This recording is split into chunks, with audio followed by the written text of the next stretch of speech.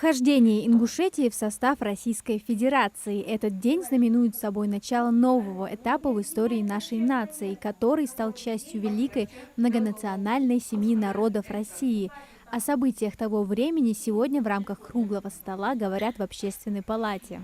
В 1770 году ингуши решили добровольно войти в состав России. 24 тейпа, 800 человек принесли присягу на верность России.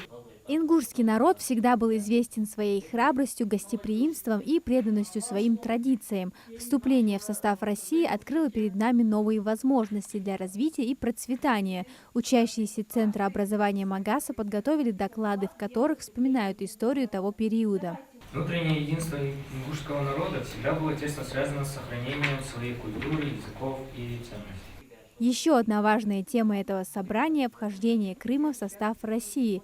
Этому событию предшествовал общенародный референдум. Декларация о независимости принята 11 марта 2014 года. Парламент Крыма провозгласил суверенность республики. Главная задача для нас – это сохранять единство народа, учиться уважению и укреплению народов, и также обучаться взаимопониманию и поддержке, чтобы не было лишних конфликтов, чтобы между народами все было хорошо.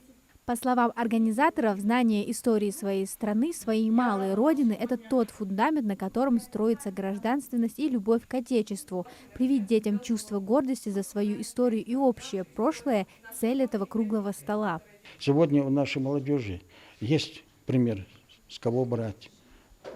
История нашей республики. Сегодня проводится, операция СВО на Украине. И вы знаете, что наши ребята, более 1100 человек принимают участие в этой операции. Более 200 человек награждены орденом за мужество. Многие награждены другими медалями и орденами.